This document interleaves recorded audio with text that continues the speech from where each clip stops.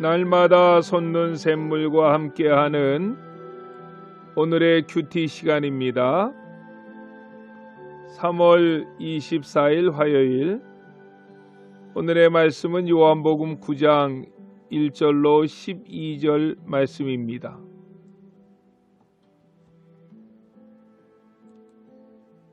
예수께서 길을 가실 때에 날 때부터 맹인된 사람을 보신지라.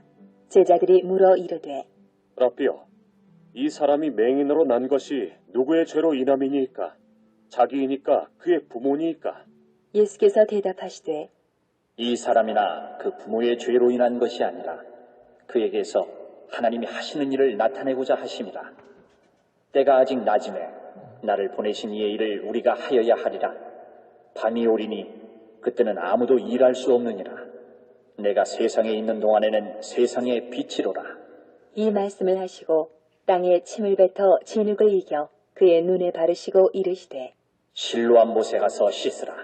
하시니 실로암은 번역하면 보냄을 받았다는 뜻이라. 이에 가서 씻고 밝은 눈으로 왔더라. 이웃 사람들과 전에 그가 거린인 것을 보았던 사람들이 이르되, 이는 앉아서 구걸하던 자가 아니냐? 어떤 사람은 그 사람이라. 하며 어떤 사람은 아니라 그와 비슷하다. 하거늘 자기 말은 내가 그라. 하니 그들이 묻되, 그러면 내 눈이 어떻게 떠졌느냐? 대답하되, 예수라 하는 그 사람이 진흙을 이겨 내 눈에 바르고 나더러 실로암에 가서 씻으라 하기에 가서 씻었더니 보게 되었노라. 그들이 이르되, 그가 어디 있느냐? 이르되 알지 못하노라. 하니라. 새로운 아침입니다. 오늘도 하나님께서 주시는 평강이 우리의 삶 속에 넘쳐나시기를 간절히 기도드립니다. 유대인들은 스스로를 아브라함의 자손이라고 자랑했습니다. 그것은 은연중에 나는 하나님께 속한 자라는 선민의식을 드러내고자 함에 있었습니다. 이런 자들을 향해서 주님은 너희들은 하나님께 속한 자가 아니고 마귀에게 속한 자들이라고 선포하셨습니다. 그 결과 요한복음 8장 59절 말씀에서 보면 그들이 돌을 들어 예수를 치려고 했고 예수께서는 숨어 성전에서 나가시니라 라고 말씀했습니다. 왜 예수님께서는 그들과 끝까지 맞서서 싸우지 아니하시고 피하셨을까요? 오늘 본문 4절은 이렇게 말씀하십니다. 때가 아직 낮음에 나를 보내신 이의 일을 우리가 하여야 하리라. 밤이 오리니 그때는 아무도 일할 수 없느니라고 하셨습니다. 때가 아직은 낮이라는 것은 지금은 일해야 할 시간이라는 것입니다. 요한복음 9장은 그 사건이 있은 지 얼마 안 되어 예수님께서 예루살렘의 거리를 지나가실 때에 예수님은 나면서부터 소경된 자를 만나셨습니다. 그리고 그를 실로암 못가에서 고쳐주셨습니다. 실로암이라는 말의 뜻은 보냈다라는 의미입니다. 이 실로암 연못은 예루살렘 성전에서 매우 가까운 곳에 있습니다. 이 사람 역시도 나면서부터 소경이었기에 사도행전 3장에서 나타난 나면서부터 안진뱅이와 같이 아마 거리에서 지나가는 사람들에게 구걸하며 하루하루의 생계를 유지해 나갔을 것입니다. 그 앞을 지나가던 제자들이 2절에서 예수님에게 이렇게 질문합니다. 라삐여, 이 사람이 소경으로 난 것이 네 죄로 인함이오니까? 자기니까 그 부모이니까? 라고 주님께 질문합니다. 유대 사회에서 뿌리 깊게 전승되어 온 개념은 만약에 어떤 사람이 고통을 받는다면 그것은 항상 죄에 대한 응벌로 생각했습니다. 그래서 그들은 그 죄는 둘 중에 한 가지라고 보았던 것입니다. 먼저는 자신의 죄 때문이라고 생각했습니다.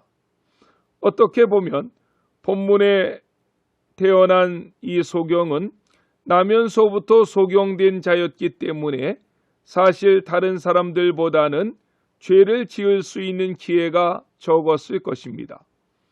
그럼에도 제자들은 그렇게 질문한 것은 유대인들의 신학사상은 사람이 태어나기 전에도 죄를 지을 수 있다고 보았기 때문입니다.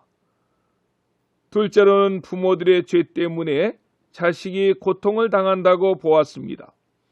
구약 성경에 보면 부모들이 지은 지가 자손 3, 4대까지 미친다고 기록하고 있기 때문에 제자들은 나면서부터 소경된 자가 부모의 죄 때문에 그렇게 소경되어 고생을 하는 것인가 하고 질문을 했던 것입니다. 하지만 이러한 사고를 오늘 본문에서 우리 주님은 완전히 뜯어 고치십니다. 제자들의 질문에 우리 주님의 대답은 가히 혁명적인 대답을 하십니다. 3절 말씀입니다. 예수께서 대답하시되 이 사람이나 그 부모가 죄를 범한 것이 아니라 그에게서 하나님의 하시는 일을 나타내고자 함이니라 라고 말씀하셨습니다. 물론 사람이 죄로 인해 고통을 당할 수 있습니다. 그러나 모든 고통이 반드시 죄의 결과는 아니라는 것입니다. 어떤 사람의 고통은 하나님께서 하시는 영광스러운 일들을 나타내 보이기 위함일 수도 있다는 것입니다. 미국에서 대통령을 4번이나 했던 프랭클린 루즈벨트 대통령은 태어나면서부터 소경되었던 자와 마찬가지로 신체적인 아픔이 많았던 사람이었습니다. 소아마비를 앓았던 사람이었지요.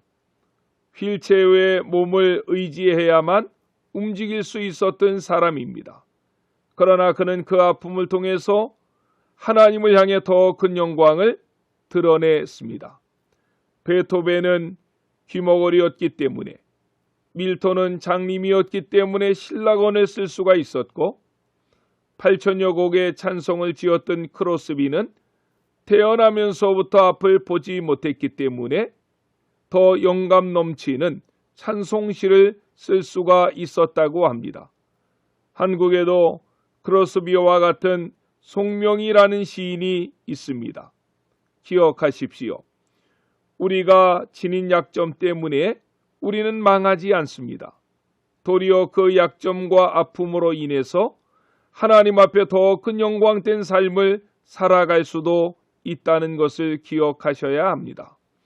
앞으로 계속 살펴보겠지만 주님의 능력으로 나면서부터 소경된 자가 고침을 받았는데도 유대인들은 전혀 기뻐하지 않았습니다. 왜 그렇습니까? 맹인이 갑자기 치유되어 나타나니 그들이 생각했던 하나님, 그리고 죄와 공의에 대한 기준이 흔들렸던 것입니다. 완치의 기쁨을 누려야 하는 날에 혼란의 날이 되었던 것입니다. 우리가 가져왔던 상식, 배워왔던 지식, 경험은 율법의 완성자 되시고 복음이신 주님 앞에 여지없이 무너질 때가 있습니다. 그럴 때 우리는 순복해야 합니다. 그리고 복음 안에서, 예수 안에서 함께 기뻐해야 합니다. 하지만 내 상식, 경험, 교회의 전통 등이 복음으로 인해서 교정되어야 할 때 그것을 십자가 앞에 묻고 그 복음을 받기가 쉽지 않습니다.